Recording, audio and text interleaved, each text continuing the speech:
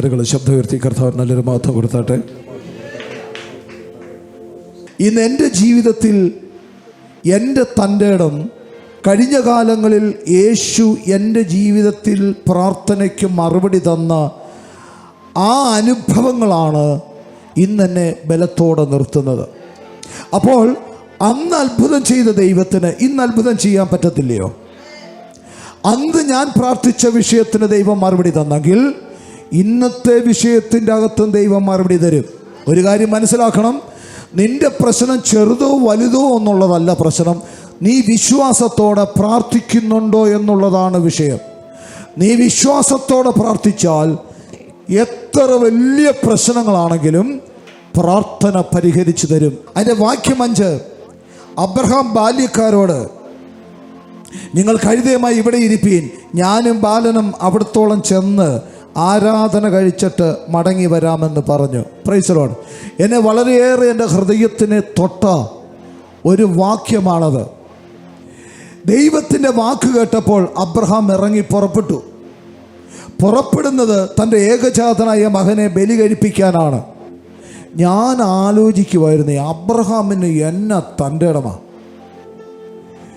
ഒരുപക്ഷെ ദൈവം പറഞ്ഞതിൻ്റെ പിറ്റേ ദിവസമായിരിക്കാം വേലക്കാരെ കൂട്ടി തൻ്റെ മകനായ ഇസാക്കിനെ കൂട്ടി തൻ്റെ സ്വന്തം മകനെ യാഗമർപ്പിക്കുവാൻ മോറിയ ദേശത്തിലോട്ട് പോയത്. പക്ഷേ ഞാനിങ്ങനെ ആലോചിക്കുകയാണ്, ആ ഒരു രാത്രി ഈ മനുഷ്യൻ എങ്ങനെ ചെലവ് കഴിച്ചു? തൻ്റെ മനസ്സിൻ്റെ അകത്തെ ഭാരം തൻ്റെ ഭാര്യയോട് പറഞ്ഞതായിട്ട് ബൈബിളിൻ്റെ അകത്തില്ല. ഹല്ലേലൂയ. ഇപ്പം എനിക്കൊരു പ്രശ്നമുണ്ടെങ്കിൽ, സഹിക്കാൻ പറ്റാത്തതാണെങ്കിൽ നമ്മുടെ ഭാര്യയോട് ഭർത്താവ് നമ്മൾ അങ്ങോട്ടും ഇങ്ങോട്ടും അത് ഷെയർ ചെയ്യും. ഇത് ശരിക്കും ഷെയർ ചെയ്യേണ്ട ഒരു വിഷയമാണ്. പക്ഷേ അബ്രഹാം ഷെയർ ചെയ്തില്ല. അതാണ് ഒരു വിശ്വസ്തൻ്റെ ലക്ഷണം. അടുത്തിരിക്കുന്നോട് പറ, ഒരു വിശ്വസ്തൻ്റെ ലക്ഷണം. വലിയ പ്രതിസന്ധികൾ വന്നാലും, വരുമെന്ന് മുന്നറിയിപ്പ് വന്നാലും അതിൻ്റെ അകത്ത് തകർന്നു പോകാതെ നിൽക്കുവാൻ കപ്പാസിറ്റി ഉള്ള മനുഷ്യനാണ് ഒരു വിശ്വാസി. അബ്രഹാം കൂടെ നിന്നവരോട് പറയുകയാണ്, നിങ്ങൾ ഇവിടെ വെയിറ്റ് ചെയ്യുക, ഞാനും എൻ്റെ മകനും ആ മലയുടെ മുകളിൽ പോയി യാഗം കഴിച്ചിട്ട് ഇറങ്ങി വരും. എന്നാ തൻ്റെ ഇടമാണ്, എന്നാ തൻ്റെ ഇടമാണ് അബ്രഹാമിൻ്റെ.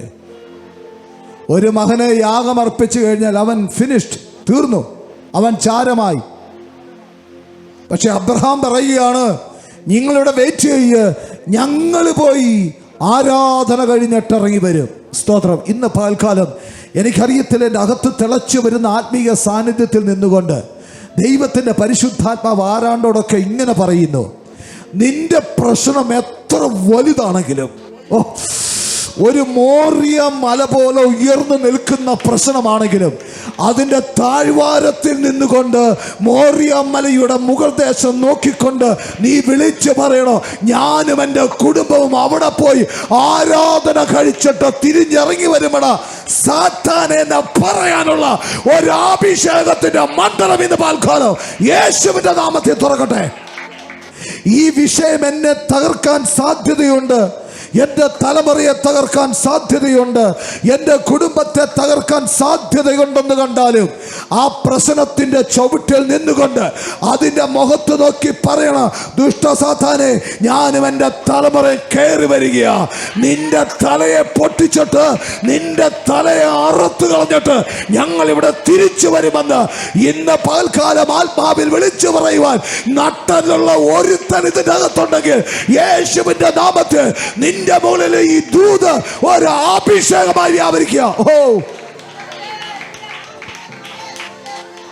വാക്യം 5 പറയുന്ന അബ്രഹാം ബാല്യക്കാരോട് നിങ്ങൾ കഴുതയുമായി ഇവിടെ ഇരിപ്പീൻ, ഞാനും ബാലനും അവിടത്തോളം ചെന്ന് ആരാധന കഴിഞ്ഞിട്ട് മടങ്ങി വരാമെന്ന് പറഞ്ഞു.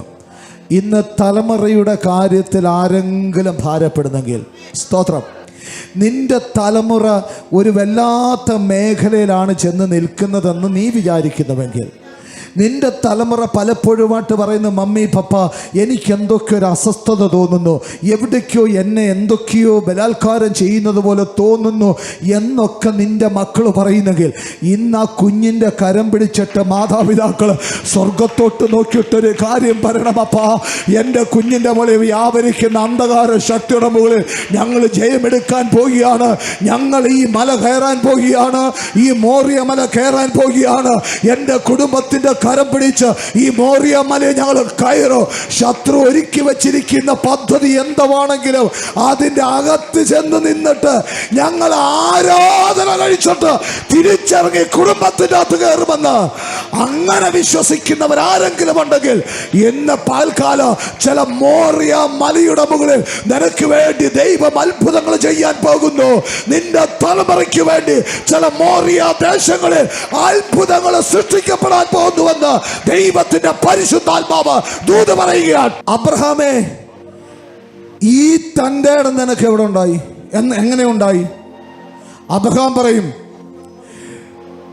നിർജീവമായി പോയ എൻ്റെ ഭാര്യയുടെ ഗർഭപാത്രത്തിൻ്റെ അകത്തൊരു ഇസാക്കിനെ കൊണ്ടിട്ട ദൈവത്തിന് എൻ്റെ കുഞ്ഞിനെ ബലി കഴിപ്പിച്ചാലും ആ ചാരത്തിൻ്റെ അകത്തുനിന്ന് മറ്റൊരു ഇസഹാക്കിനെ ജനിപ്പിച്ചു തരുമെന്ന് ഞാൻ വിശ്വസിക്കുന്നു. ദൈവദാസനെ, വൃദ്ധനായ എൻ്റെ ജീവിതത്തിൽ എനിക്കൊരു കുഞ്ഞിനെ ദൈവം തന്നെങ്കിൽ കഴിഞ്ഞ കാലഘട്ടങ്ങളിൽ അങ്ങനൊരു സംഭവം നടന്നിട്ടുണ്ടോ എന്ന് ചരിത്ര പുസ്തകത്തിൽ ഞാൻ തെരഞ്ഞിട്ടില്ല, തെരഞ്ഞാലും കിട്ടത്തില്ല. 100 വയസ്സുള്ള ഒരുവന്റെ ഉള്ളിൽ നിന്ന് ഒരു പുരുഷ പ്രജ ജനിച്ച ചരിത്രമില്ലാതിരിക്കുമ്പോൾ യേശുവിനുള്ള വിശ്വാസത്താൽ നിർജീവമായി പോയ ഗർഭപാത്രത്തിന്റെ അകത്ത് ഒരാരോഗ്യമുള്ള ഒരു ഇസഹാക്കിനെ കൊണ്ടിട്ട ദൈവം, അവനിൽ ഞാൻ വിശ്വസിക്കുന്നു. കഴിഞ്ഞ കാലങ്ങളിൽ എൻ്റെ തമ്പുരാൻ അത് ചെയ്തെങ്കിൽ മോറിയ മലയുടെ മുകളിലോ എന്റെ ദൈവം എനിക്ക് എന്റെ തലമുറയ്ക്ക് വേണ്ടി ഒരു അത്ഭുതം ചെയ്യുമെന്ന് അബ്രഹാം വിശ്വസിക്കുന്നു. അതാണ് ഞാൻ പറഞ്ഞത്.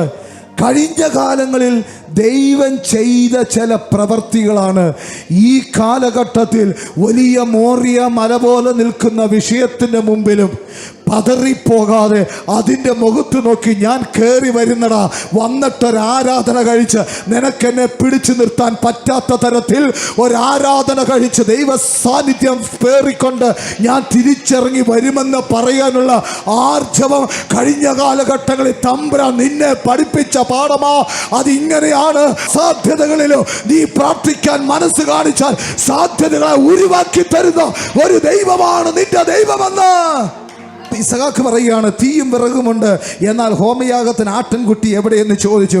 അതിന് അബ്രഹാം കൊടുത്ത മറുപടി, ദൈവം തനിക്ക് ഹോമയാഗത്തിന് ഒരാട്ടിൻകുട്ടിയെ നോക്കിക്കൊള്ളും മകനെ എന്ന് അബ്രഹാം പറഞ്ഞു. റൈറ്റ്, ഇതാണ് ഒരു വിശ്വാസി. ഒരു വിശ്വാസി ഇങ്ങനെ ആയിരിക്കണം. സാധ്യതയില്ലാത്തടത്ത് നോക്കി ഒരു സാധ്യതയുടെ പോസിറ്റീവ് വാക്ക് നിനക്ക് വിളിച്ചു പറയാൻ കഴിഞ്ഞാൽ നീയും അബ്രഹാമിന്റെ സന്തതികളാണ്. യേശുവിന്റെ അധികാരമുള്ള നാമത്തിൽ അസാധ്യ മണ്ഡലങ്ങളെ പൊളിക്കുന്ന ഒരു ദൈവിക അഭിഷേകം ഇത് വിശ്വസിക്കുന്ന നിന്റെ മുകളിൽ യേശുവിന്റെ നാമത്തിൽ വ്യാപരിക്കട്ടെ എന്ന് പ്രാർത്ഥിക്കുന്നു. നിന്റെ കുടുംബം ഇന്നൊരു പ്രതിസന്ധിക്കകത്താണോ? നിന്റെ തലമുറ പ്രതിസന്ധിക്കകത്താണോ? എന്നാൽ ചില മോറിയ ദേശങ്ങളിലോട്ടാണ് നിന്റെ യാത്രയെങ്കിൽ ആ മലയുടെ മുകളിലോ അത്ഭുതം ചെയ്യുവാൻ ഒരുവൻ ഇന്നും ജീവനോട് ഇരിപ്പുണ്ട്. അവന്റെ പേര് യേശുവെന്നാണ്. വിശ്വസിക്കുന്നവർ കരങ്ങൾ തട്ടി എൻ്റെ ദൈവത്തിന് മഹത്വം കൊടുക്കുക. സ്തോത്രം. ആ താഴ്വാരത്തിൽ നിന്നുകൊണ്ട് മകൻ ചോദിച്ചതിന് മറുപടി കൊടുക്കുകയാണ്, യഹോവ ഒരുക്കിക്കൊള്ളും മോനെ. സ്തോത്രം. ഇന്ന് പാൽക്കാലം ഈ ദൂത് അങ്ങോട്ട് കൈമാറ്റം ചെയ്ത് ഞാൻ പറഞ്ഞ് അവസാനിപ്പിക്കുക. നിനക്ക് വേണ്ടതെല്ലാം തമ്പുരാൻ കരുതിയിട്ടുണ്ട്. ഓ റബനാ ശബാ ബാബാ, നിന്റെ തലമുറയ്ക്ക് വേണ്ടതെല്ലാം എൻ്റെ സ്വർഗം ഒരുക്കിയിട്ടുണ്ട്. സ്തോത്രം. അത് ആത്മക്കണ്ണിലൊന്ന് കണ്ടാൽ മതി, നീ ആത്മാവിലൊന്ന് വിളിച്ചു പറഞ്ഞാൽ മതി. ഇതുവരെ നിന്റെ തലമുറ കെട്ടുപൊട്ടി പുറത്തു വന്നിട്ടില്ലയോ? എന്നാൽ പരിശുദ്ധാത്മാവ് പറയുന്നു, ഇവിടെ ഇറങ്ങുന്ന അഭിഷേകത്തിന്റെ തീ നിന്റെ തലമുറയുടെ കെട്ടിനെ പൊട്ടിക്കുക. ചില ദേശങ്ങൾ തുറക്കപ്പെടട്ടെ, അന്യായ ബന്ധനങ്ങൾ പൊട്ടിപ്പോട്ടെ യേശുവിന്റെ നാമത്തിൽ. അബ്രഹാമിന്റെ സന്തതികൾ എന്ന് പറയുന്നവർ കരം ഉയർത്തിയ ഒരു സ്തോത്രം പറഞ്ഞാട്ടെ. അങ്ങനെയെങ്കിൽ അബ്രഹാമിന് കൊടുത്ത സകല വാഗ്ദത്തങ്ങളും നിങ്ങൾക്കുള്ളതാണ്. ഒരു പ്രതിസന്ധിയുടെ മധ്യത്തിൽ നിന്ന് ചോദ്യത്തിന് മറുപടി കൊടുക്കുകയാണ്. എന്താണ് പറഞ്ഞത്? യഹോവ ഒരുക്കിക്കൊള്ളും. സ്തോത്രം. യഹോവ ഒരുക്കിക്കൊള്ളും. നല്ല പദം അല്ലേ? യഹോവ ഒരുക്കിക്കൊള്ളും. നിങ്ങൾ നെഞ്ചിലോട്ട് കൈവച്ചിട്ട് നിന്റെ വിഷയം എന്താണെങ്കിലും ആ വിഷയത്തെ കണ്ടുകൊണ്ട് നിങ്ങളൊന്ന് പറഞ്ഞാട്ട് ആ വിഷയത്തിൻ്റെ അകത്ത് ദൈവം ചില നീക്കുപോക്കുകൾ ഒരുക്കിയിട്ടുണ്ട്. സ്തോത്രം. പറഞ്ഞാട്ടെ ആ വിഷയത്തിൻ്റെ അകത്ത് യഹോവയായി ദൈവം ചില നീക്കുപോക്കുകൾ ഉണ്ടാക്കി വെച്ചിട്ടുണ്ട്. എത്ര പേര് പറയുന്നുണ്ട്? അങ്ങനെ പറയുമ്പോൾ തന്നെ ആ ശത്രു അടച്ചു വെച്ചിരിക്കുന്ന വലിയ കല്ല് നിന്റെ വിശ്വാസത്തിന്റെ വാക്കിനാൽ നീങ്ങിപ്പോവുകയാണ്. മരിച്ചുവെന്ന് വിചാരിച്ചത്, നഷ്ടപ്പെട്ടു പോയെന്ന് വിചാരിച്ചത് ജീവനോടെ ഇറങ്ങി വരികയാണ്. വിശ്വാസത്തിന്റെ വാക്കുകൾ എടുത്തുപയോഗിക്ക്. നിന്റെ തലമുറയുടെ മുമ്പിൽ ശത്രു കൊണ്ടുവച്ചിരിക്കുന്ന ആ തടങ്കൽ പാളയം യേശുവിന്റെ നാമത്തിൽ ഇളകിപ്പോകട്ടെ. അവർക്ക് വേണ്ടി വഴികൾ തുറക്കട്ടെ. യേശുവിന്റെ നാമത്തിൽ വർഷങ്ങളായി കാത്തിരിക്കുന്ന ചില വിഷയത്തിന്റെ മറുപടി ഈ ദിവസങ്ങളിൽ വരട്ടെ എന്ന് പ്രാർത്ഥിക്കുന്നു. ഇത് പറഞ്ഞ് ഈ മകന്റെ കരം പിടിച്ച് മോറിയ മല കയറുമ്പോൾ ഒരു സ്റ്റെപ്പ് വെച്ചപ്പോൾ അപ്പുറത്തുകൂടെ എൻ്റെ തമ്പുരാൻ ഒരു കോലാട്ടിനെ കയറ്റിവിട്ടു. എത്ര പേർക്ക് പറയുന്നത് മനസ്സിലാകുന്നുണ്ട്? വിശ്വാസത്തിന്റെ ഒറ്റ വാക്ക് പറഞ്ഞ് അസാധ്യമായ ഒരു മണ്ഡലത്തിൽ നിന്നുകൊണ്ട് അവൻ തമ്പുരാൻ ഒരുക്കിക്കൊള്ളുമെന്ന് പറഞ്ഞ് വാടാ മോനെ നമുക്ക് പോകാമെന്ന് പറഞ്ഞ് മലയിലോട്ടുള്ള ആദ്യത്തെ സ്റ്റെപ്പ് വെച്ചപ്പോൾ തമ്പുരാൻ അഴിച്ചു വിട്ട ഒരു കോലാട്ട് സ്റ്റെപ്പ് വെച്ചു. സ്തോത്രം. എടാ, അബ്രഹാം വെക്കുന്ന സ്റ്റെപ്പിനപ്പുറമായി ഒരു കോലാട്ട് ഓടിക്കയറി. സ്തോത്രം. ഇന്ന് പാൽക്കാലം ദൈവത്തിന്റെ പരിശുദ്ധാത്മാ പറയുന്നു, നിന്റെ വിശ്വാസത്തോടുള്ള പ്രാർത്ഥന ചിലതിനെ ഓടി ചിലത് നടന്നു വരികയല്ല, ചില നന്മകൾ ഓടിക്കയറുന്ന ഒരു പാൽക്കാലമാ. അതിനെ റിസീവ് ചെയ്യ്. ഹല്ലേലൂയ. വെട്ടാൻ വാളോങ്ങുമ്പോൾ ഒരു ശബ്ദം കേട്ടു, അബ്രഹാമേ ബാലന്റെ ദേഹത്ത് കൈവെക്കരുത്.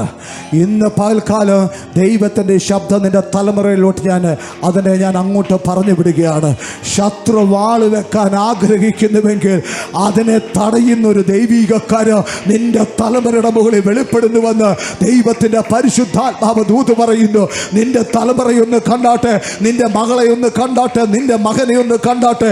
ശത്രു വാൾ ഒരുക്കി അവനെ യാഗമർപ്പിക്കാൻ വേണ്ടി നിന്നാൽ അതിൻ്റെ അകത്തു അവനെ പൊക്കിയെടുക്കുന്ന ദൈവിക കരം നിന്റെ തലമുറയുടെ മുകളിൽ ഇതാ ചലിക്കുന്നുവെന്ന് ദൈവത്തിന്റെ പരിശുദ്ധാത്മാവ് ദൂത് പറയുന്നു. അങ്ങനെയെങ്കിൽ ഈ ദിവസങ്ങളിൽ നിന്നെ പറ്റി, നിന്റെ തലമുറയെ പറ്റി നീ കേൾക്കാൻ പോകുന്ന ദൂത് ഒരിക്കലും നീ വിശ്വസിക്കാൻ പറ്റാത്ത തരത്തിൽ ഒരു അത്ഭുതം നിന്റെ ജീവിതത്തിന്റെ അകത്ത് വെളിപ്പെടുന്നുവെന്ന് പരിശുദ്ധാത്മാവ് ദൂത് പറയുന്നു. അങ്ങനെ അങ്ങോട്ട് സ്വീകരിച്ചാട്ടെ. ഇന്ന് പാൽക്കാലം തലമുറയ്ക്ക് വേണ്ടി അത് സ്വീകരിച്ചാട്ടെ. ദൈവത്തിന്റെ മഹാ അത്ഭുത പ്രവൃത്തി യേശുവിന്റെ നാമത്തിൽ അതാ സംഭവിക്കുന്നു.